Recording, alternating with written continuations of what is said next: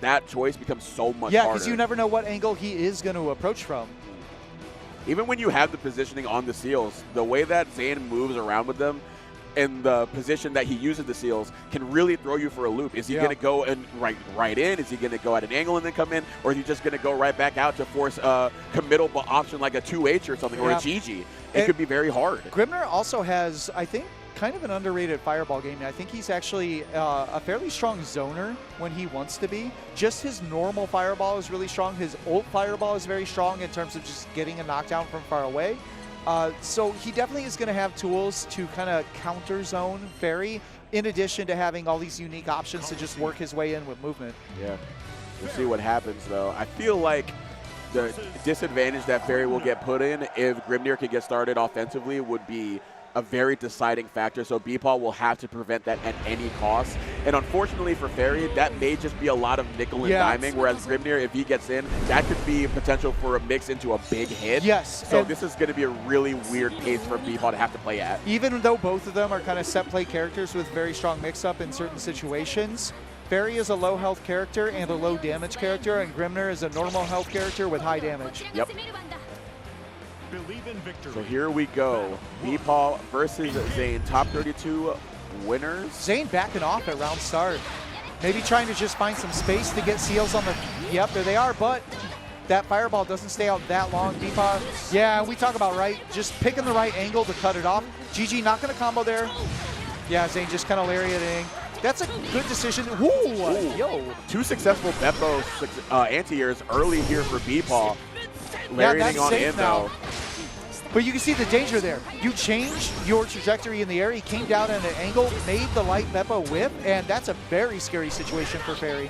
Also, the halt with the air stall by using the JU is very important as well. So just a variety of different things to throw BEPaw for a loop. However, you're the one being thrown across the screen after getting sniped by the ultimate whip. Gets Spence, but right there, ultimate BEPaw, sick him, send him right back to square one. Yeah, these seals are still in a dangerous position. Yeah, that's what I was thinking. BEPaw maybe would have wanted to throw out ult GG there just to lock him down a little bit so he can move forward. And look, this is what we were talking about. The burst damage that comes out of its character is still very high. Ferry not that much health. Yeah, man. 0 BP as well with the SSBA taking away both of those crystals. It felt like Ferry and BEPaw were holding on to those for as much as possible because they are aware of the damage boost and how valuable that can be in that instance, but it just didn't matter.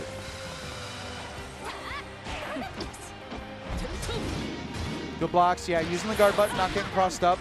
Good choice, specifically doing the back throw there, putting BEPaw in the corner. Yeah, forcing him to spend something, give up some damage for a side switch. Oh, no punish there on the whip on the hula hoop, but here we go. Going to be able to get the trombone to put them right back into the corner. Slide out of there to get away from GG, but you're going right back. Trying to get some meter with that 5U.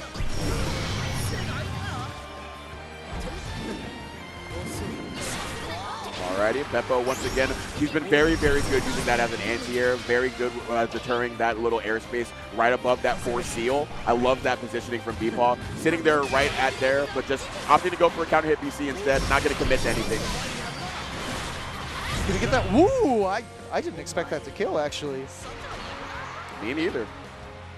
There's 2 of us there in the unexpected circle, but right here, we expected a good match between these 2, and we're already getting one here in game 1. Yeah, Zane changing things up right there. Didn't go for the tornado that stays in front to try to get seals down. Instead, sent it forward and then follow it up with the lariat to just try to change the pace, get an early knockdown on Ferry. Ultimate lariat to get in. That's such a powerful tool. Now that it's safe. Yep, and also Ferry being one of the characters without a 5-framer, that makes that situation a little bit even more dangerous for her. Just the safety as well, but if they were to just, you know, maybe a delay button from Ferry to check anything from Grimnir, Grimnir could win out more than she would against other characters. Spent another BC there. I think BEPaw's gonna need to find, oh man, it's gonna be a while before an SBA is available. Didn't risk the 5M and got baited on the throw. This should be game 1 going to Zane. Yeah, and we just saw a little bit of the dynamic that we were talking about at the start of the set. Just if Zane gets in, it's just so much damage that BEPaw is going to have to play against. And the nickel and diming just not adding up enough, not really being able to make some good change for BEPaw in that aspect. So BEPaw also wasn't really getting hard knockdowns.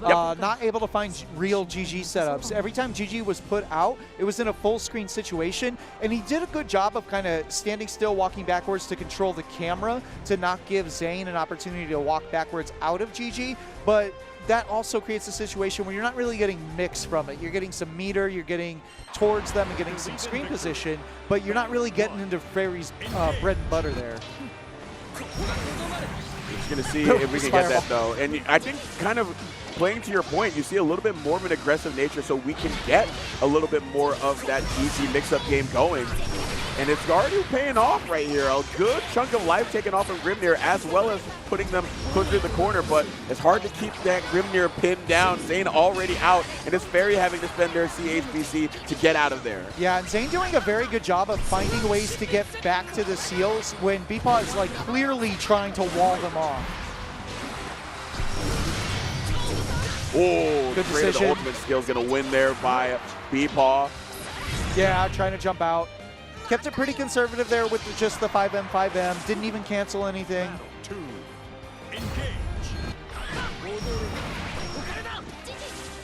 Already throwing out GG in between the seals, importantly, as well. So I don't know if GG's hitbox actually extends high enough to where if he tries to seal dash in between the first and second seals, would that interrupt that? Yeah, but I'm actually not sure either. However it is deterring some movement because Ferry able to run up behind it. But every time they put out GG, Zane opting for that 2Q slide. And again, doing it again. Just getting rid of the seals so he can put fresh ones down. You gonna spend anything here? Yeah, just the ult. Keep the refund in a situation where next touch wins the round. Big swipe there, didn't convert off of it, but just laid down GG to keep Grimnir pinned down. Going for the light seal. Now the heavy I was about seals. to say, I saw BEPaw walking for meter, wondering if he was going to let the super rip just to get that that crystal back. Yep, and maybe just have something active on the screen just so Grimnir can't necessarily fully do anything with all of those fresh shields that he just put out. Oh, what a BC bait. That was very colorful right there. Okay. Another one. Not a lot to work with. I think this is still dead, yes. Wow. Complete tonal shift here as BEPaw and Ferry take game 2 to bring us to a 1-1 set count. I do love the adaptation. This really changed the pace of how we're going to play out because it felt like they were setting back a little bit too much. Yeah. And I feel like, I get why, because that's kind of the nature of the character that you want to play. That's the nature of the beast. But Zane having so much more reward on the interactions they were being allowed to win was adding up too much in that first game, and BEPaw being a lot more assertive in controlling the pace in game 2. Doing the same thing to open up game 3 here. Interesting by Zane there, doing just raw round start seals, which is something that Ferry can punish, but she's not going to punish for a lot there, so he just kind of accepted that as a way to get seals out on the screen. Oh, man. I cannot believe he got close H from that far. That was crazy far. Oh, man, the mix here could be bad.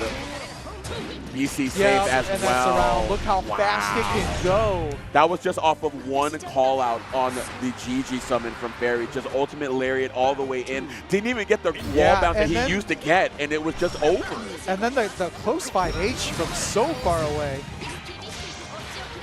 Proximity is something else, man. I'll tell you what, but right now just trying to lock him down. We've had this position a number of times. It's just been a matter of can we win enough interactions to get the most out of it, and Grimnir not necessarily having to do as much. Great reaction. But, yeah, okay.